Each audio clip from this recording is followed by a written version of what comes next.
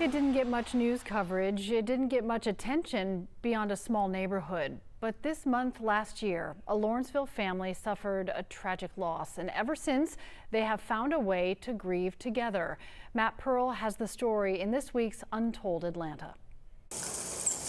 They're all up early. Open the lid. Carrie Hannon fires up the smoker. Our big brisket.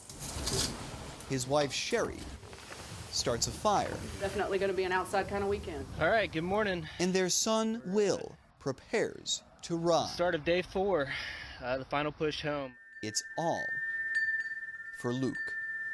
A loss like this, if you don't handle it well, it can bleed into your whole life. I've gone through them occasionally. The photos stay within reach. Photos of a boy, then a young man, smiling and living with the ones he loved most. This is a favorite from a later year. This reminds us of the happiest times with him, because he wasn't always sad. I mean, one bad year. Yeah, it was a very one short bad year. It started with anxiety. One panic attack 2 Januaries ago. It led to depression, hospitalization, and an episode of mania. When somebody's manic, whatever thought or idea you have, it's to the nth degree. It's like pouring gasoline on it and lighting it on fire. You know, everything is blown way out of proportion. Luke yelled, he threatened, he moved out, then came back. In photos, he smiled. In many, many moments, Sherry and Carrie feared the worst. He called me and he said, "Have you heard from Luke?" And I said, "No." And he said, "I'm going to go home." But he never really leaves work, and he had run a couple of errands, and he came home and there was a note on the table.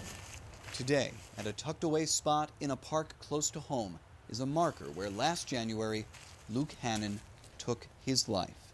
He was 25. The hard things to remember are really, really hard, but they're part of his journey, so, you know, we have to remember those as well. Luke was my adopted brother, in a sense. Will was adopted by the Hannons when he was 16. Luke was 3 years younger. The bond among all strengthened fast and holds strong. After he passed, it was amazing to hear stories from people of which, you know, Luke had randomly reached out to with no alternative motives other than just to offer kind words and a helping hand. In July, Luke's family went rafting in the Grand Canyon and spread his ashes in the river. They keep chimes outside with his initials engraved. And this January, 1 year later, Will decided to ride his bike in Luke's honor from Jacksonville, Florida to Lawrenceville, Georgia. 400 miles in 4 days. We put up the GoFundMe. I really thought, you know, we'd get a couple $100s. And when I looked at it this afternoon, I think we were approaching, you know, $10,000. Now it's $19,000 for the National Alliance on Mental Illness. You can have memories of him and not be sad all the time. That's what we're trying to get to. The alternative is to forget about him, and I don't want to forget about him. So the smoker blows, the fire burns, a crowd gathers. That is my little brother Luke's hat right there on my handlebars. And a grand gesture unfolds. I hope you're watching over us and watching over me on this last 40 miles, and I know I'll be thinking about you, buddy. Even in celebration, there is pain.